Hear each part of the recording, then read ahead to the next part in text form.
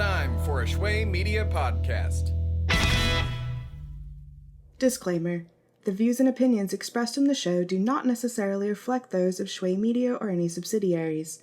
The program may contain strong language not suitable for young audiences.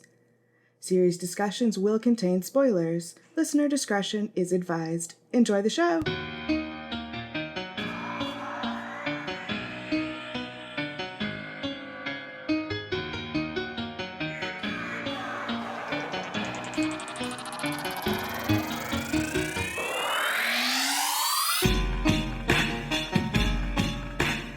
Hey everybody! Hello! I'm Matt.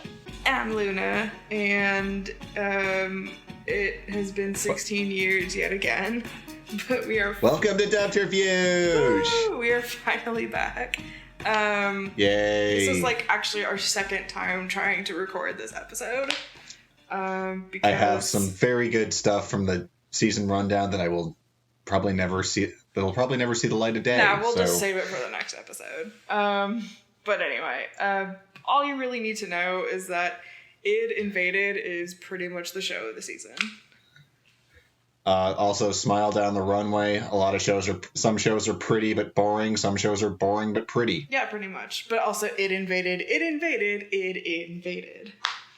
But we're here to talk about a really underrated show from 2009, I think. I don't even remember.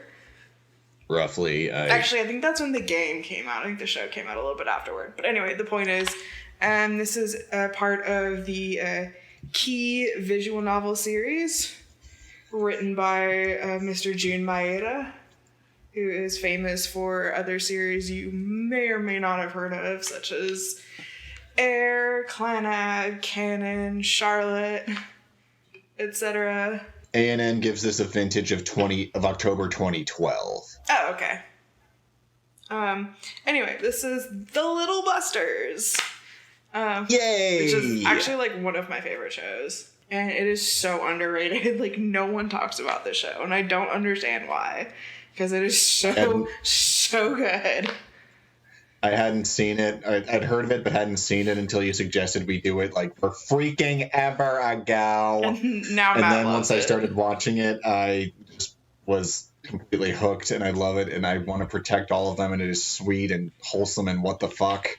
Okay, so yeah, this is based on a visual novel that I have actually played. And it's slightly different from the show. It's slightly different.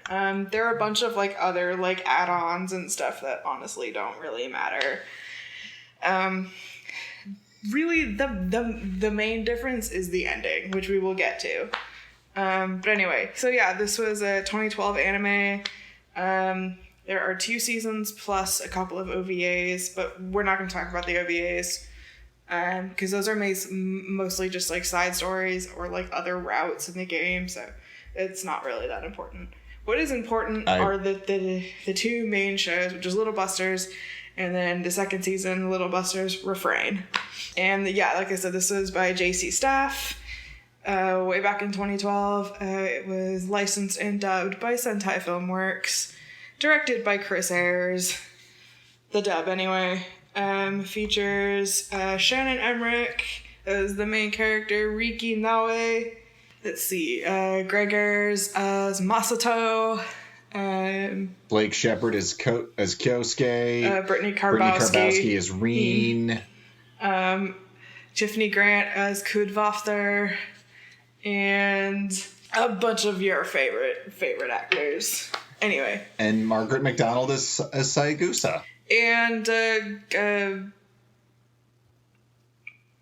no, I just totally blanked on her name. Crap. I have the cast list open in front of me. Her sister. Futaki. Who voices her? Kanata Futaki. Who voices her? Genevieve Simmons. Thank you. I was like, it's one of the Simmons sisters, and I couldn't remember which one it was. Okay. I'm sure you deeply offended them. I've met them too. I was like, damn it, I've met her. I'm so sorry. She's gonna kill me. Okay, anyway. So yeah, the show is about a kid named Riki Nawe, who is like very like frail and suffers from narcolepsy, which is actually a real like pretty serious condition. And there are a whole lot of things that cause it. Some, that's a whole other discussion. But essentially, in his case, it's mainly stemmed from a childhood trauma back from when he lost his parents at a really young age. And he was kind of like lost at that point until he comes across a group of friends, meaning Kyosuke, Masato, and Kengo, and they form... And Reen, who is Kyosuke's younger sister. And they form the Little Busters, and they decided that they're gonna fight crime and help the neighborhood by doing a bunch of kid stuff. But really, like attacking a wasp nest. They're just gonna play baseball. Like attacking a wasp nest and all of them getting stung, or rescuing cats, or in this case, play baseball. But it wasn't just about baseball. In fact, it wasn't about baseball at all. So the first season opens with a lot of just kind of like lighthearted kind of antics. So if you want to take us through that, Matt. The first season opens with two of them having some kind of conflict in the classroom. I think it must have been Kengo and Masato having some kind of because they always have disagreement. To fight. And they came up with a great way to fight without like anyone getting hurt or it being unfair. The class throws a bunch of crap at them, and whatever thing they happen to grab, that's what they have to use. Yeah, their weapon. It could be an eraser, it could be a stapler, it could be a shoe, it could be a paperclip. And that's what they use in the fight, and that's the only thing they can use. But Kengo usually ends up getting something actually useful, and then Masato... Like a broom. Yeah, and then Masato ends up getting something that's completely not useful. Like a nail clipper. Or, doesn't he get like a piece of sushi at one point? He got like an inari sushi roll or something. Yeah, like something, like some piece of food, I can't remember. And then at one point he gets like one of like Reen's cats. Yeah, like that was in the first episode. You see like this whole like bunch of like random objects just flying through the air, and in that group of random objects is a fucking cat. Who throws a cat? One, who has a cat in school. Two, who fucking throws it. Reen's the one with all the cats, and she names them after like random like authors and stuff. It's really funny. I just felt bad for the cat. They can take care of themselves. Still, they don't deserve to be thrown. Would you throw me a cat if I needed a weapon? No. Or would you feel sorry? And who would you feel sorry for more? Me for needing a weapon, or the cat for it being thrown? The cat. I thought so. Anyway, so yeah. So Riki receives basically a lot of various tasks from their group leader, Kyosuke Natsume, because he wants to form a baseball team called the Little Busters. And so he tasks Riki with recruiting all of the members so they can actually have enough people in their club to form an actual team. But how he receives them is interesting, because he receives them as like cryptic texts, like, but there are a bunch of tasks first, like clean up the garden, or help out this club, or help these two make up. And it's like, and so this is, I'm bored. Sure. The thing is, this is straight out of the visual novel, because like in visual novels you come across because in games, you come across like these little like side quests. This is basically like your side quests. So this stuff is like straight out of the game. So like each level, they're not really levels, but because it's like a visual novel, but so to speak. So each task that you have to complete comes in the form of like a text message, and it's from Kyosuke. who's using an alternate number so you don't know it's him. Yeah. And so he basically says, you know, you have to talk to this person or you have to help. And so at one point they have Reen doesn't have like any friends that are like girls and she's like afraid to talk to them. So basically they try to get Reen to recruit a bunch of girls and they try to do this with like a two-way, you know, she has like an earpiece in her ear where they're like trying to like feed her information and she keeps like saying the wrong thing.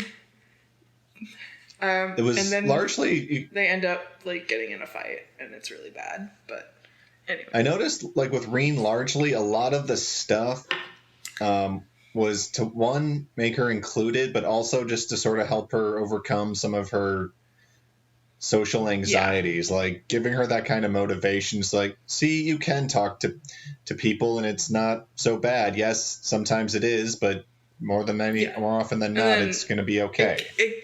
We'll circle back to a lot of this later when we talk about refrain, because that's where the show really gets like crazy. Yeah. that's where shit starts going down. But the first couple seasons, and not that shit doesn't happen in the first season, there's actually like some really wholesome stuff. So I guess we'll just start with like the first person he has to help, which I think is Tia Ballard's character.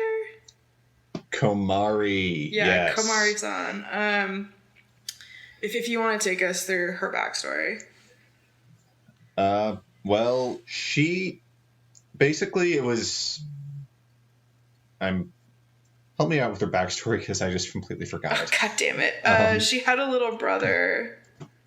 Yes, she had a little brother who died suddenly, and that was extremely traumatic. So to cope with that, she was trying to be like she always tries to be happy and like basically avoids like having to deal with things. And as a result, like if anything related to death crosses her path, like she will like lapse almost into like a coma, but it'll be so traumatic that she will pass out. And did she lose her memories, or is that someone else? Oh fuck, I don't remember. So many people in this show have like so many characters end up with amnesia that they kind of all like blur together. I'll have to look it up. Oh, for fuck's sake. Komari Kamikita. Right? Yeah. Okay. We are so fucking prepared for this. I know, even though I literally just spent the past 4 days like rewatching this show. Okay, yeah. That's right. She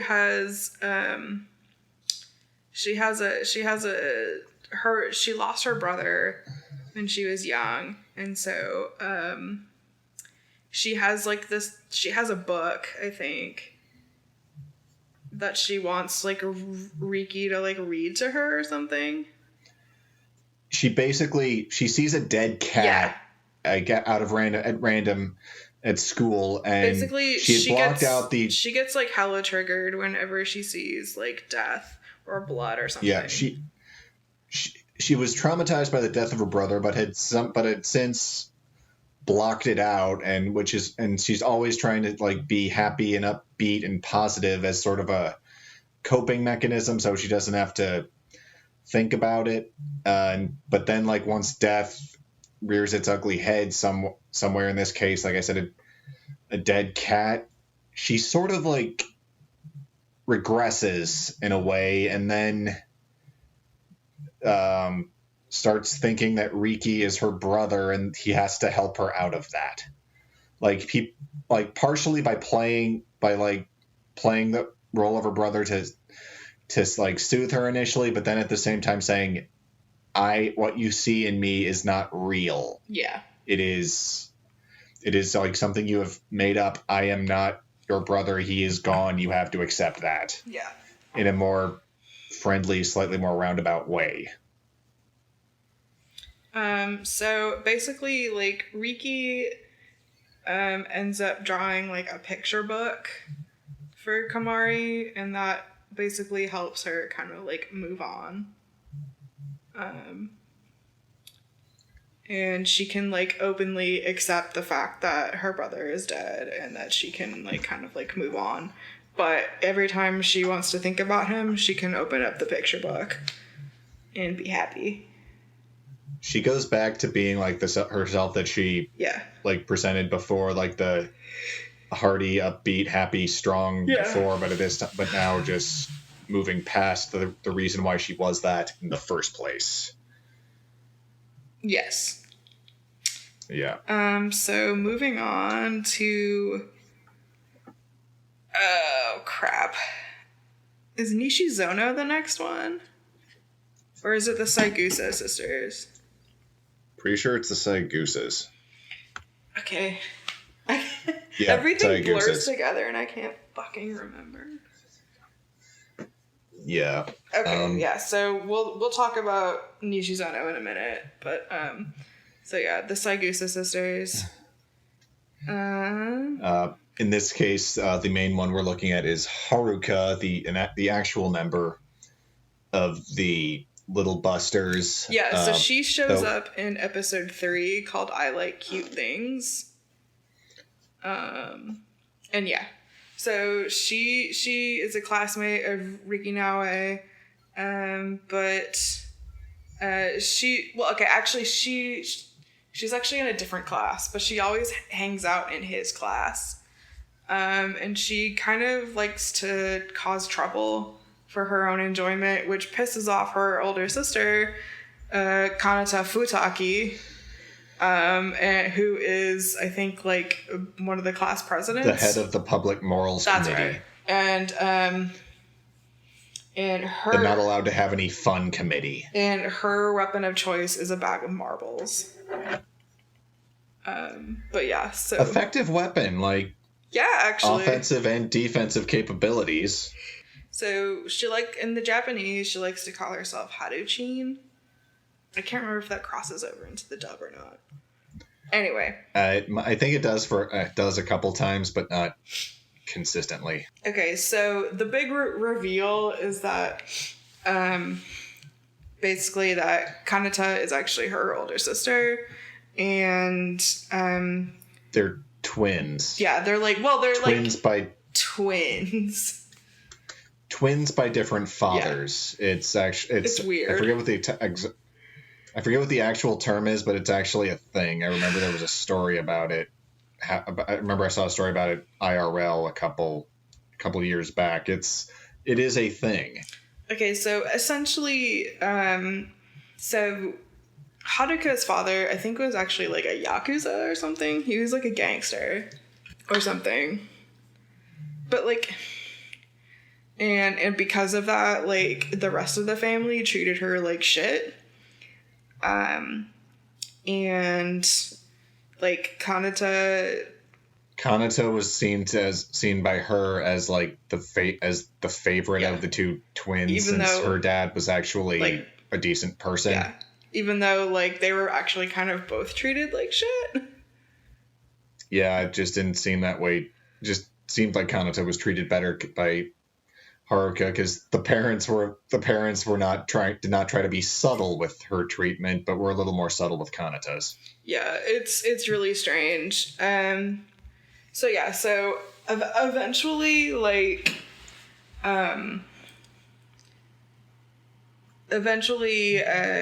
they kind of like make up, like, you know, through Riki's like intervention, power of mediation. Yeah, like through the power of friendship, they realize that they are sisters and they love each other and everyone's happy. Sort of. More or less. More or less. It's basically them coming to realize our parents were shitty to both of us. Screw them. Let's be nice to each other. Yeah. Also in this episode, we meet Yuiko Kurogaya, who is voiced by favorite character. Yeah, this is Matt's waifu. She's voiced by Carly Mosier. She's kind kind of like the mom of the group. I wouldn't say mom so much as like big sister figure. Well, same fucking thing, honestly. Okay. She's like kind of like a mama bear / big sister to everybody. Even though she's like the same age, but whatever.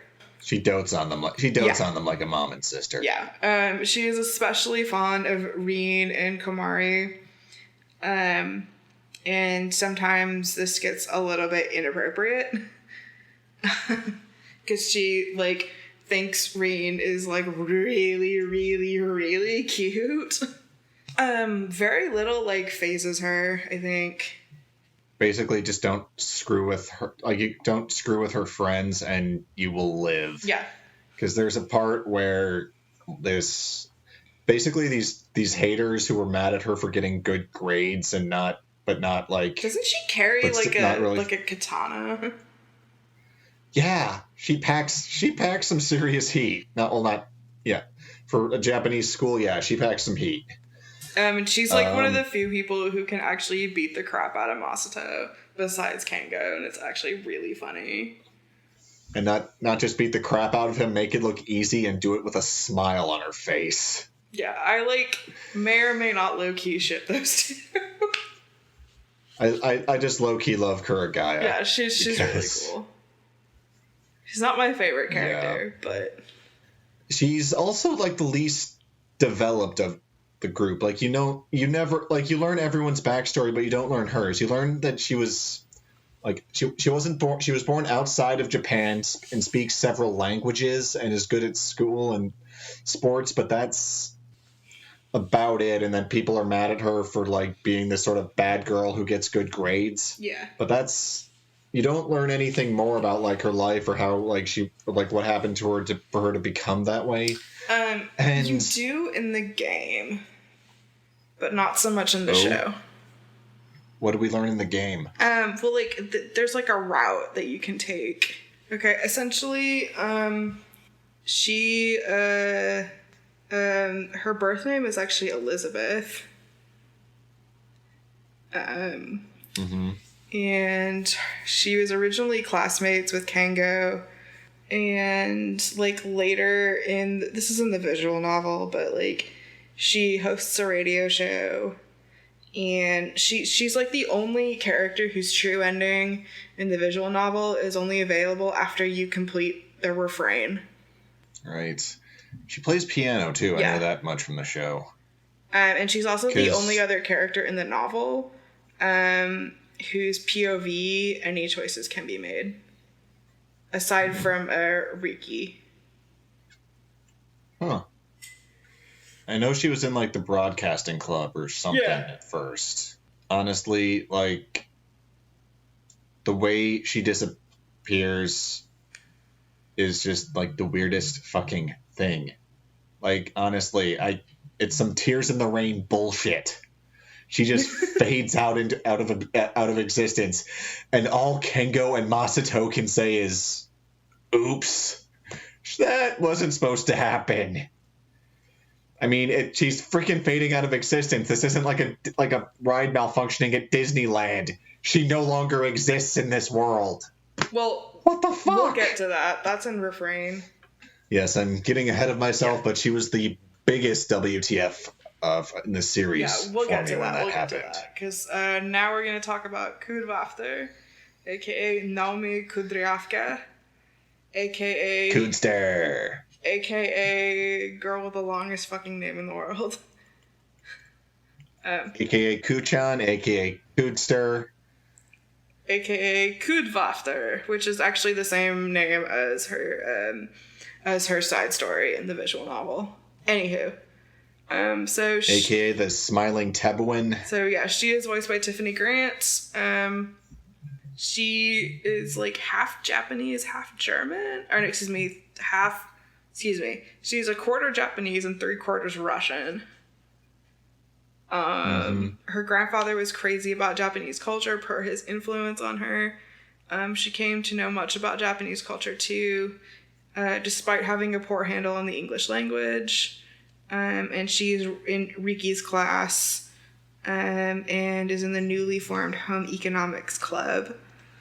Cood and the dormitory head are the only two members. Blah blah blah. Oh, she apparently has two dogs named Strelka and Belka.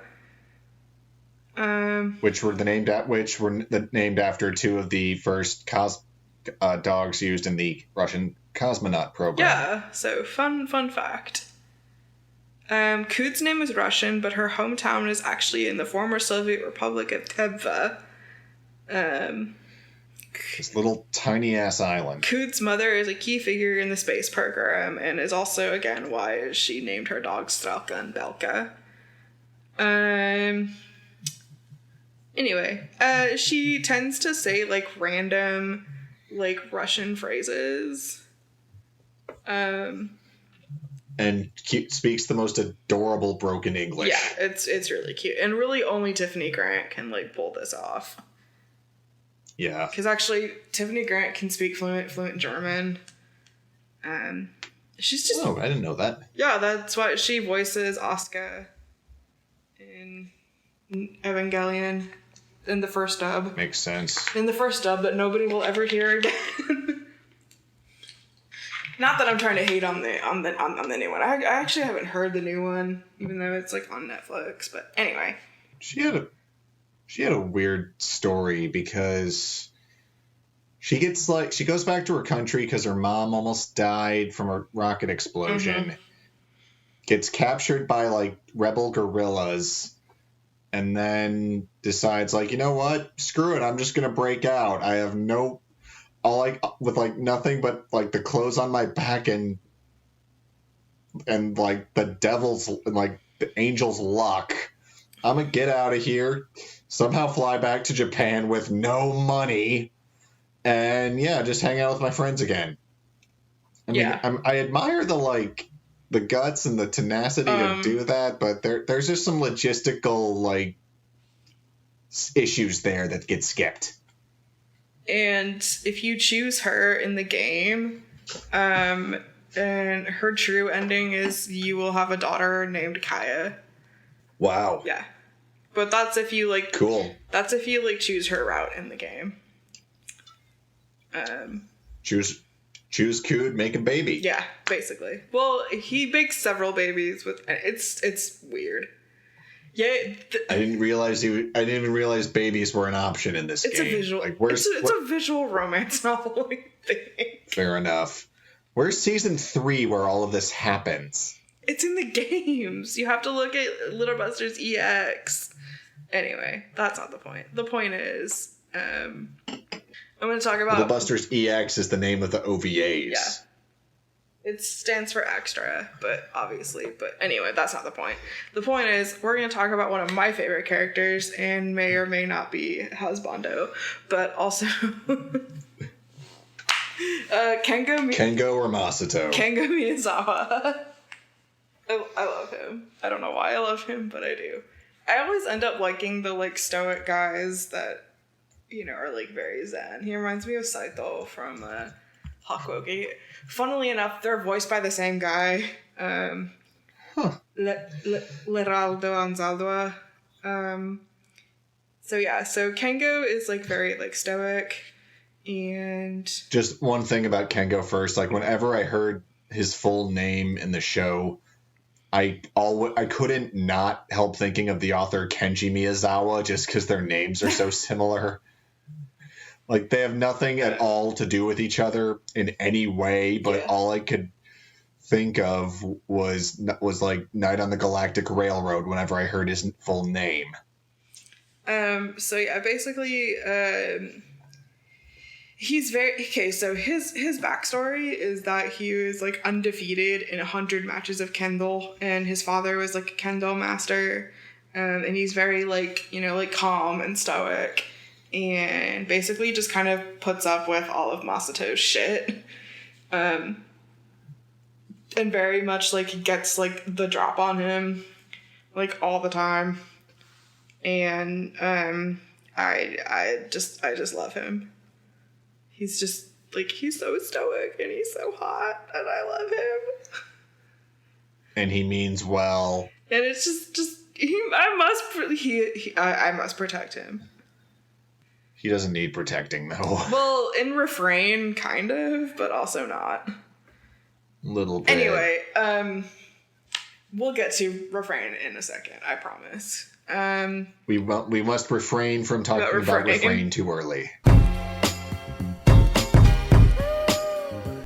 Do you want to talk about the next character? Which one's that? Mio. Mio. Sure. Or should I talk about her? She's the one with the shadow. Oh yeah, that was a weird one. She has probably like the saddest arc.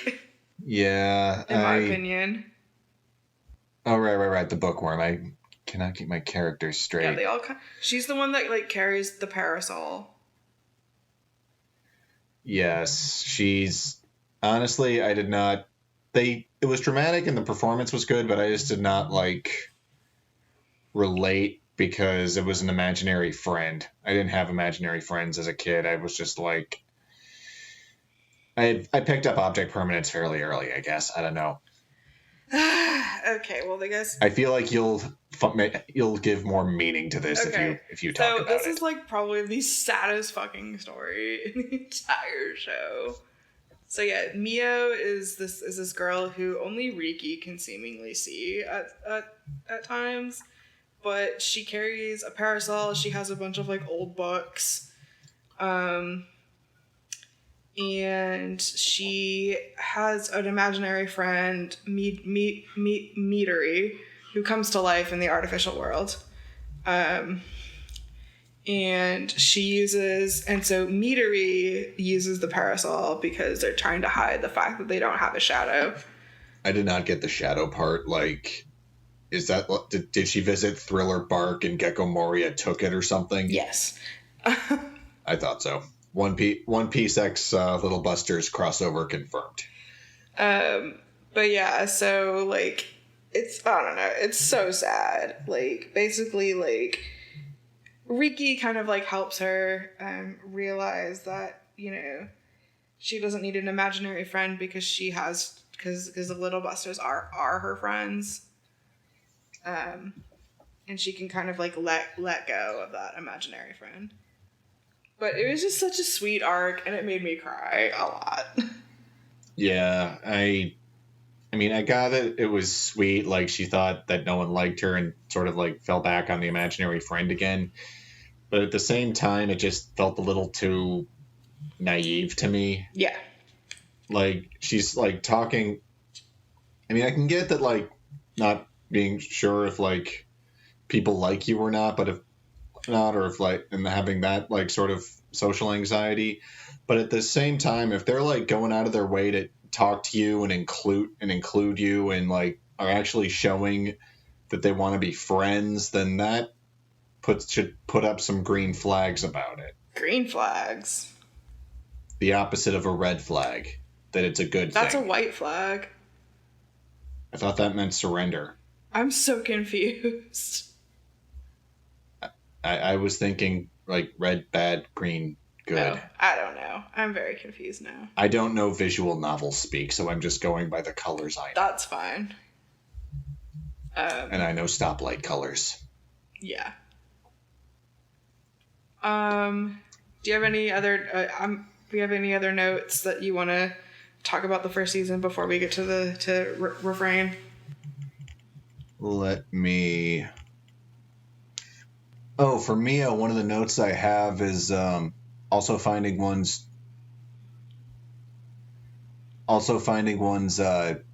true personality, since Midori also seemed like Midori was sort of the person she wanted to be as well. So she sort of took in once she overcame her thing, she sort of took in some of the traits she had projected on Midori onto herself. So she couldn't. So she also it was also about finding sort of a personality you can be happy with, that feels natural and that is beneficial, I guess. Also, I have my final note for this season, for season 1, is finale cryptic AF. Yes. Well, we'll explain. Yes. So yeah, season 1 kind of ends on a really weird cliffhanger. I remember it was really confused because there was I would not have realized that it was like in some kind of dreamscape.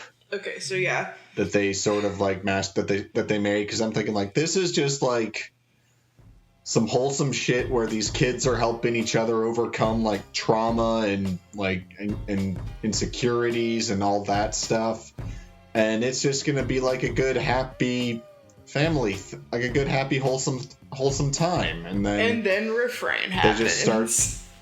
Then refrain happened, and it's like, okay, what the fuck is this dimensional physics shit going on here? So, okay, so, actually, let's just take a really short break, and then we will come back and talk about refrain.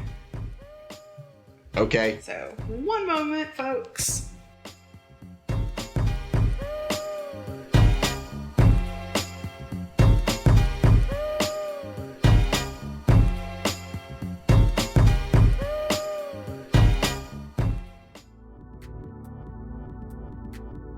This episode is brought to you by Brews and the Boys. So, what's your favorite American football team? Did you say the Dallas Cowboys? If you didn't, you're wrong.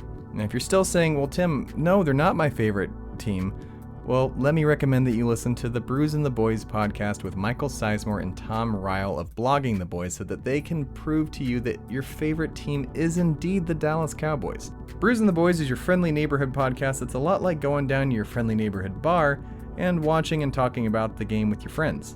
Every week, Michael and Tom give an in-depth analysis about what the Cowboys have done, what they're doing, their player stats, player analysis, everything under the sun that you need to know about the Dallas Cowboys you can find from Michael Sizemore and Tom Ryle every week on the Brews and the Boys podcast on Blogging the Boys and the Vox Media Podcast Network.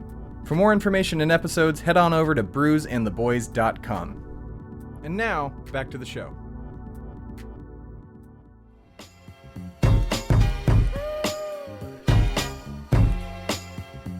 What are we talking about again? Refrain. Oh yeah, that's right. Why'd I think Pokemon? What are you doing? Screwing with you! Okay, anyway, are we in an artificial world? Is it because of Kyosuke? We've been in an isekai the entire time. Hey guys. Little Busters. Hey guys, we're back. We've been isekai'd. Little Busters is an isekai. Change my mind. Yeah, that's gonna be Matt's new slogan going forward.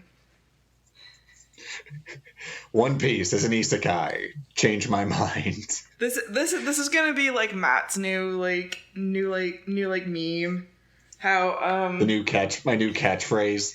I think Spaceman Hardy from Dub Talk has like a meme that's like such and such is a sports anime. And now, like, yours is, like, such and such as an isekai. Fuck you, fight me. More or less. Little Busters, Drifters.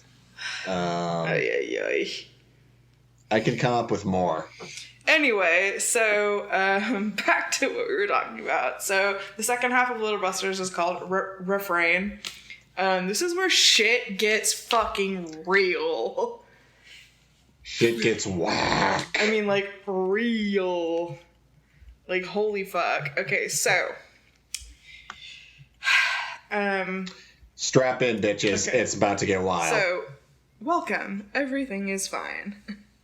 I may or may not connect this to The Good Place at some point, because I just finished. Oh, do it. The connection. I haven't even seen it yet. I know the connections are there. Okay, like that show just ended. It's like 4th and final season, and I loved it, and I cried a lot, and I love that show so much. It's so good.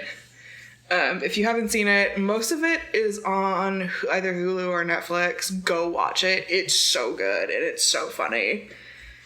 So yeah, basically, so like in religion, heaven is like this transcendent place where beings such as like gods, angels, spirits, etc.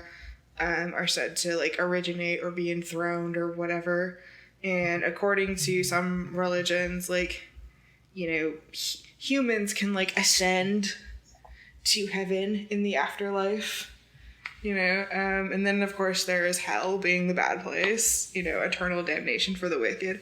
However, there's also limbo. Limbo in Catholic mythology, it's for the unbaptized or like individuals who died before the coming of the Lord. So essentially it's kind of like a medium place. It's like neither for punishment or praise. But anyway, let's circle back to limbo for a second. So it's like an intermediate place. So remember how we talked about the Little Busters and Kyosuke sending like weird cryptic messages and all this stuff? So Kyosuke has a secret. And now we're going to talk about angel beats, speaking of limbo. Yeah, so basically this is the angel beats portion of the show.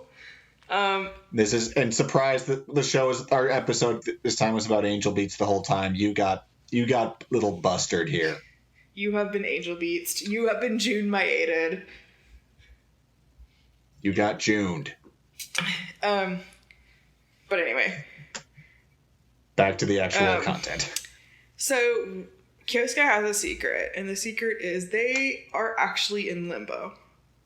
They are all in fact dead. So what happened was there was a bus crash, and it was like a really nasty, violent bus crash. And only Rin and Riki survive.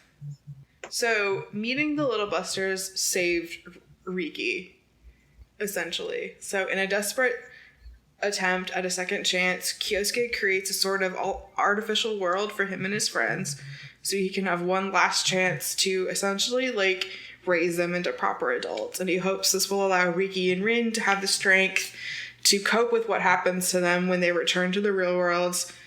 And so the first ending, and it's the same in the visual novel, is that Rin is actually the sole survivor. And therefore she tries to like summon all of her strength to return to the limbo world and save everyone. So refrain. So this picks right back up after the really weird cliffhanger from season 1.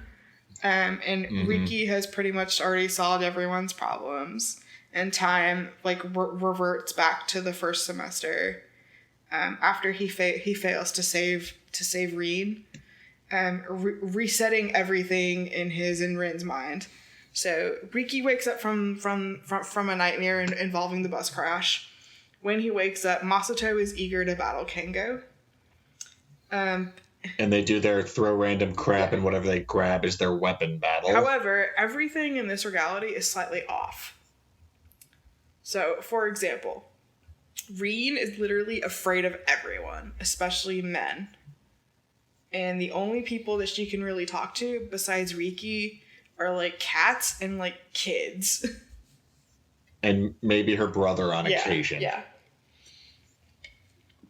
And so, like, with Rin, you sort of learn a lot that you can't force someone to change, especially if they're scared to or don't want to, because basically adults like pushed her around / abused her as a kid to the point of anxiety.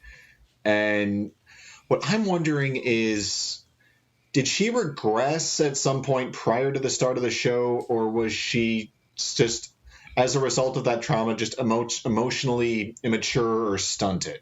I think, because that was I think the trauma. That's what I was picking up. I think the trauma made her regress. That's what I thought, because I was definitely like picking that up about just her whole demeanor, like from the beginning, like she seemed a little. Yes, she could interact, but at the same time, there were just like things like that came off as slightly too childish. Yeah. So Rin is afraid of everyone. Kengo like doesn't talk to anybody. And then also like Masato becomes like really angry. Cause like before he liked to fight, but mostly in just like a playful kind of way. And he was mostly and just now he like, wants to like Fight Club yeah, fight. and he was just like obsessed about his muscles, and he was just basically a big lunkhead, and it was really funny and adorable, right? But yeah, in this reality, he's like really angry. Yeah, he wants to like Fight Club fight, like, and so he just starts like wailing on like random students, in like a really like violent way, and it's really really freaky. So essentially, like, Reen and Riki tried to like devise a plan to get him to stop. It's really strange. It's like they oh man, it's so fucking weird. It's like they like glue him to this like punching bag or something. They got really creative. I don't know. It's so fucking weird. They basically, because Kyosuke isn't around in this reality too, and that's really what like throws everything off.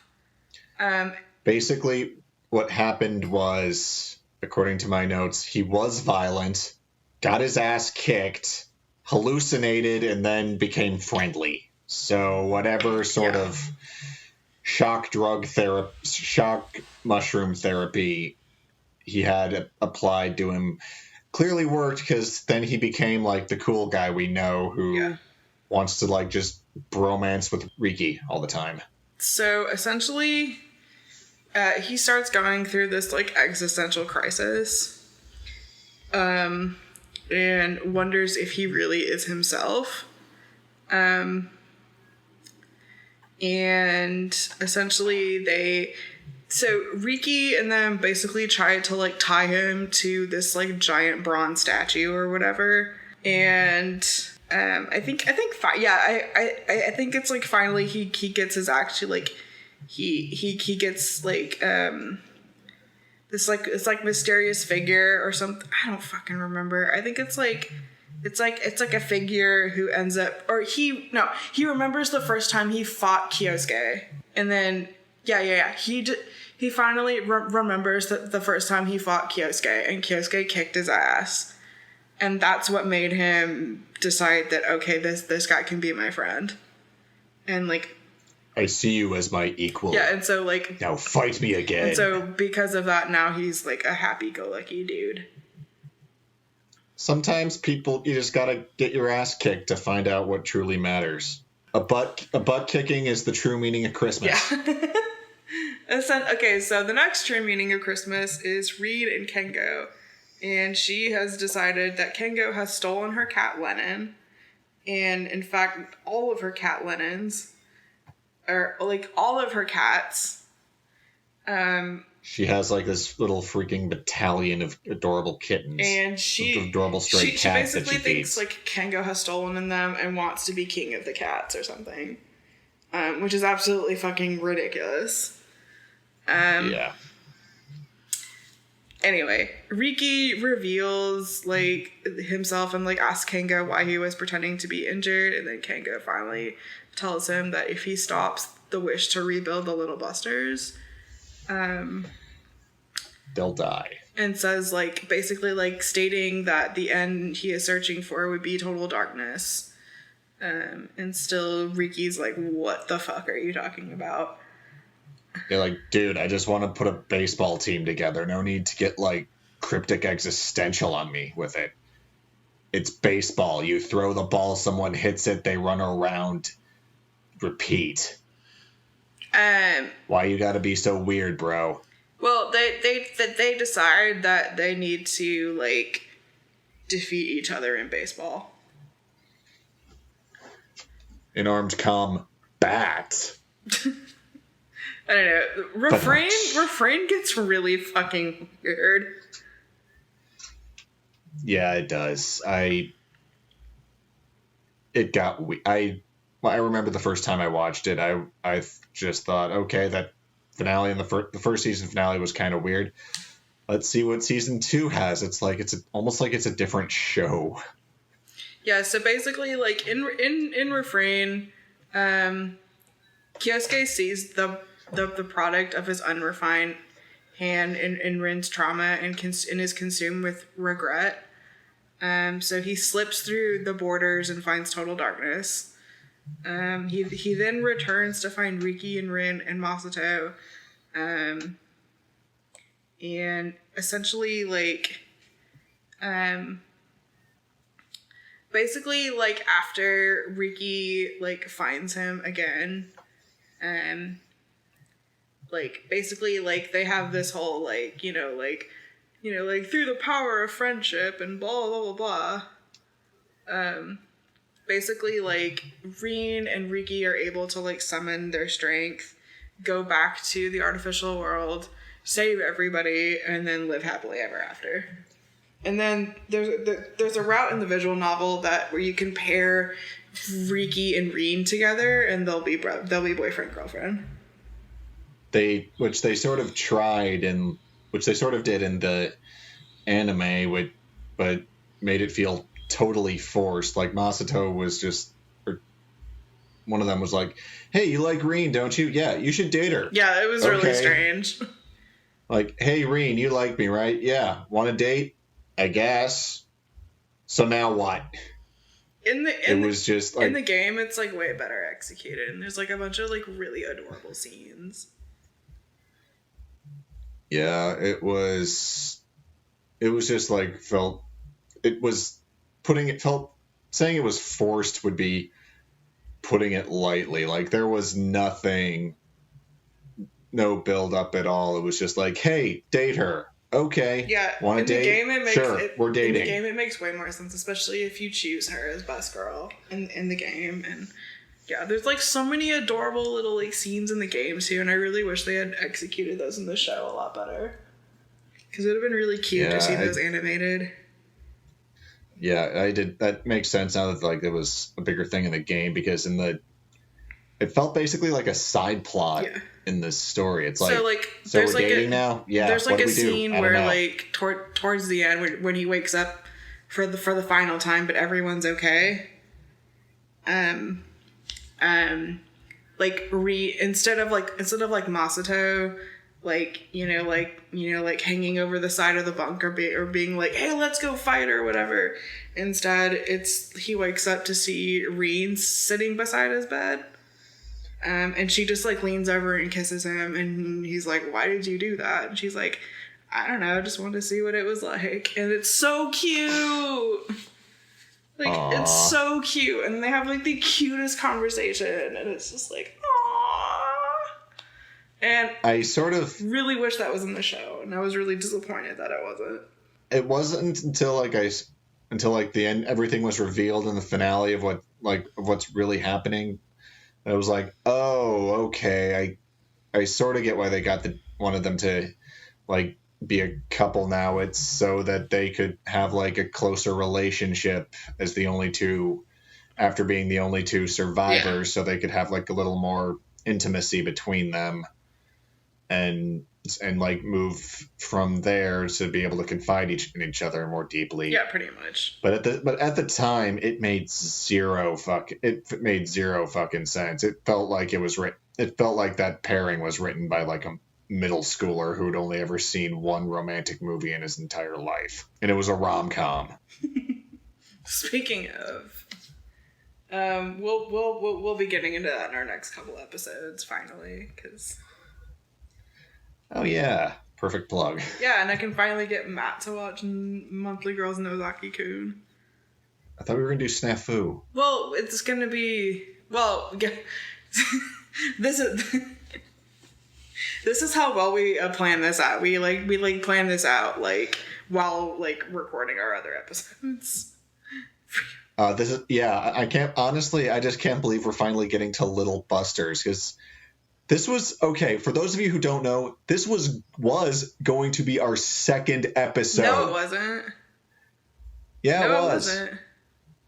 Okay, third. It was going to be like... it was going to be... I had planned this, I think, last summer. Yeah, sounds about right. Yeah. And we started in, like, the fall or so of 2018. Yeah. Still, this episode has been a long time long ass time the point is coming. we've been planning this for a very long time. I'm just glad to finally do it so I don't have to, so we can like actually move on to other shows. Like there's other anime out there besides Little Busters. I mean, like, go figure. But the point is, this is a really good show, and nobody It's adorable, nobody it's fucking cute, talks watch about it. it, and it makes me so sad.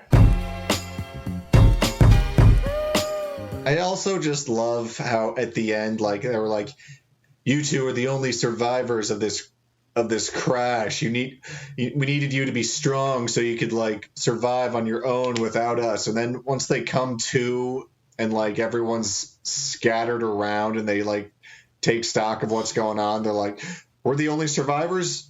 Yeah, no, fuck that. Throw those logs together, make a stretcher. We're getting everyone out of here. Chop chop. Yeah, they just like turn into like first responders. It's really funny.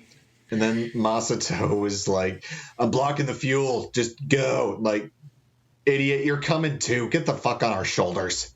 They were just like, you really think we're just going to leave you here? Yeah, and then you're still...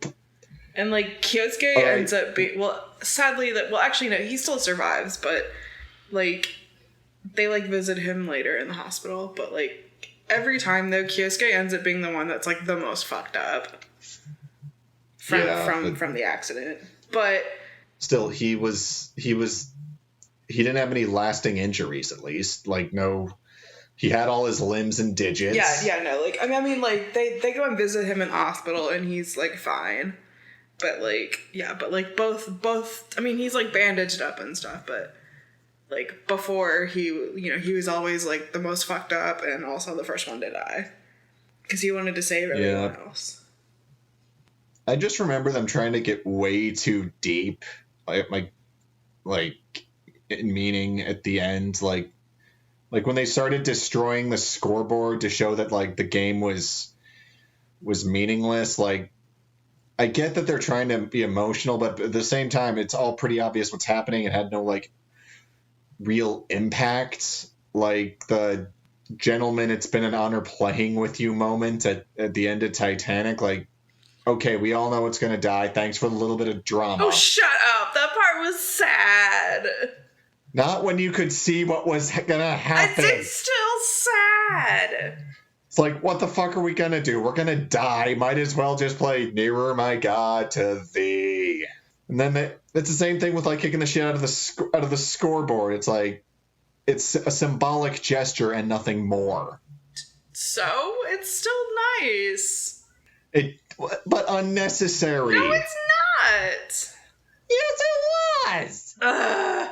Fine, you unsentimental dick. The point is, you don't know what's going to happen to you when you die. And that's true. We don't know if you're going to end up in the good place or the bad place or the medium place. We just don't know. And so it's just, you have to make the most out of like creating the best memories while you're still here. And maybe like when you're about to die, the last thing you want to feel is a negative emotion. Maybe some people want that. I don't know. But hey, if you want to die sad and miserable and alone and whatever. Hey, some people want to die feeling spite, okay? Watch like any nihilism video on YouTube. Those people want to die spiteful. I don't want to. Fuck that. All right. Yeah, and then I'm trying to remember, how did it end exactly? Were they like driving were they on a road trip or something? They do the beach trip again, except this time nobody dies. That's right. Right. Though I remember like the way they shot it, it sort of felt like something they were gonna Thelma and Louise it and just drive into the ocean, fade to black, roll credits, so they can be friends forever. Swerve, clang, roll, crash. Okay, you are not allowed to write any of this ever again. Like, I'm sorry if I have some sort of cynical notes on this. You shall refrain. Okay. Just wait until I get to the cynicism about like our next planned shows. That's going to be I'm just going to make them all comedies, so you'll stop doing that. Darkness is everywhere, Luna. I can find it, even in the brightest Then I'm of kicking places. you off the show. just fine. You want dark? I'm kicking you off the show. Dark? Oh, just wait till No Longer Human drops. Oh, God. Let's do some happy shit next time. Yeah, I'll make And you we watch could- Aoi Bungaku, and then you'll be like, oh my god. You'll be like in a corner in a fetal position, like, can we watch something cute now? That name doesn't even sound pleasant. I don't even know what it means, but it doesn't sound pleasant. Bungaku is just like, it basically just means the Blue Literature series, but it's like a collection of shorts. So there's like several different, it's one of those things where like each episode is directed by somebody else. Sort of like how 18F had a different art director. Yeah. It has a different art director and even has a different animator, essentially. Oh, cool. So episodes like 1 through 4 and 7 and 8 were directed by Takashi Obata. Wow. Who did all the artwork for Death Note. No, yeah. Tite Kubo. Bleach? Who is... From Bleach, Yes. that Kubo. Yeah, so he does episodes 5 and 6, 11 and 12, and Takashi Konami does episodes 9 and 10. Remind me who that is. Takashi Konami is known for Prince of Tennis. Okay.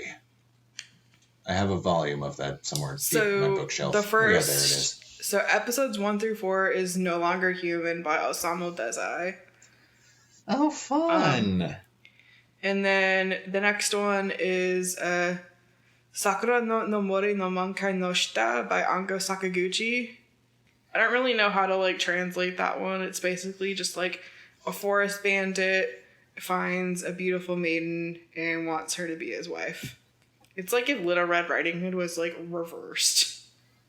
By the way, we're Anyway. not doing this. We're going to do some like happier shows. We're just busting I'm just ball busting explaining at this point. I'm just explaining what this is. It's like it was done by Madhouse. This is from like 2009.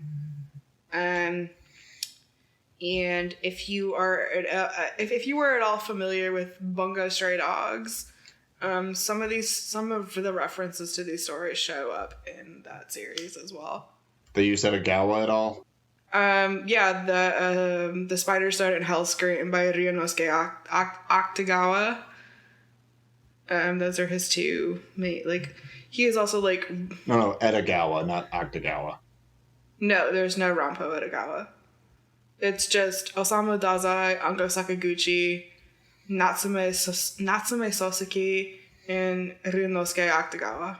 It's very, like, it's really cool. Sadly, it is not licensed by anyone, so finding it is really tough. I don't think it's licensed by anyone in the US. I actually have the Japanese version of it on Blu-ray that is like miraculously actually came with English subtitles, so that's how I was able to watch it. Cool. Anyway, yeah, I think that's about it. Do you have any other notes on? I have a bunch of notes about like what happened with Kuru Gaia, like in the end, like in her last scenes where she's just playing piano. We're gonna circle back to that. Okay, yeah. Yes. She honestly had the least development and was my favorite character, and I wanted to know more. She got like a little bit of rush development at like sort of near the end, and then it was just like whenever I see that scene, I think of Rutger Hauer's final scene in Blade Runner, the like tears in the rain kind of thing where she just sort of fades into oblivion. One of my notes on it says it's like she knew she was going to get Tannhausered, which was my own reference to that monologue. And I call it tears in the rain bullshit. I sort of connected it to like not wanting to forget good times and wishing they'd last forever because she was saying about how happy she was. From what I can tell, her thing was sort of had to do with happiness from learning to feel by being around expressive people, since she was sort of cold, but then like sort of warmed up to them, like wanting to be like use them as like hug pillows, and she became affectionate and that, but was sort of like the cold, distant type at first. Basically, I just saw her as like a glitch in the fucking Matrix at the end. And I nicknamed her Yuriko. I want to know what love is, Kuragaya. I want you to show me. Anyway. Yes. Yeah, you can make a whole like AMV out of that. A whole AMV out of like the same 4 minutes of footage. There probably is one just on a loop. I would not be surprised. For like 10 hours. I'm going to check YouTube after this. Actually, I'm just going to do that now.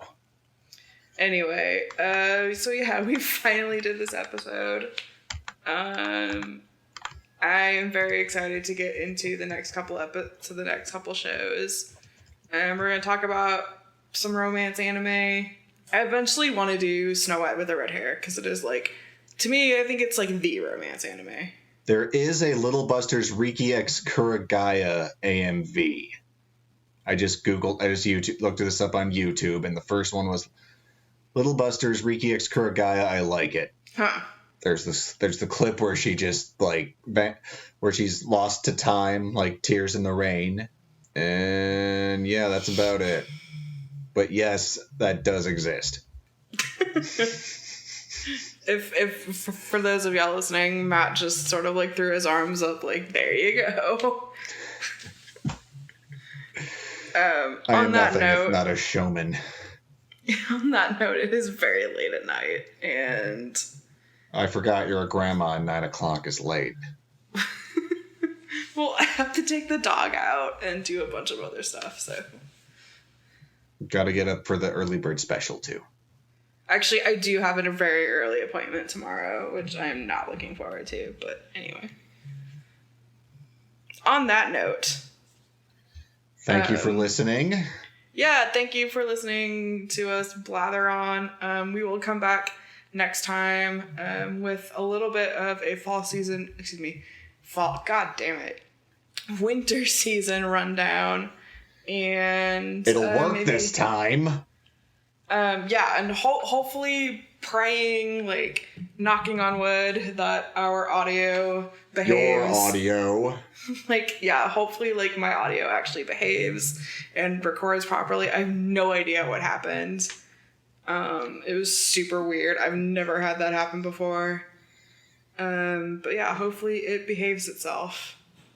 And we don't have to, like, re-record it, like, 50 times. But anyway, so. Yeah. As soon as you were like saying that it was a problem, I'm thinking, God does not want us to do Little Busters, does he? Apparently not. Anywho, you can find me on Twitter at lunatic. That is capital L, I think 40, like 4 O's. I thought it was 3 N-A-H. before. Yeah. Well, it's like in Instagram is one length. Hang on. You can find, while she's looking for that, you can find me on Twitter. It's 3. At Matthew H. Voss. This was our Little Busters episode that we finally got around to doing. Take that, God! Okay, so yeah, it is capital H, capital L, 3 O's, NAHTIC. You can also follow the show at Dubterfuge. And then please, if you have the time, it'll take like 2 minutes, but if you can, please find us on iTunes, give us a thumbs up, and give us a review. It'll really help us out. Like and comment when it's uploaded to YouTube. Yeah, like, and then, like our posts on Facebook and stuff, and that'll really help us out, and it'll help us out with the algorithm, and it'll actually help people, like, find the show easier. It'll just do us a big solid. We'd appreciate it. And we mucho appreciate it, and we love you guys, and that's all. Yeah, I got nothing else. I got nothing else to. All right, signing off. Peace. It's been fun. Thank you. Back to the artificial world. Subterfuge is a production of Shui Media. The show is hosted and was created by Stella Luna and Matt Voss. The show is produced and edited by Tim Philippi. The show's theme song is by Stella Luna and arranged by Timmy Two Step. For more information, visit subterfuge.com.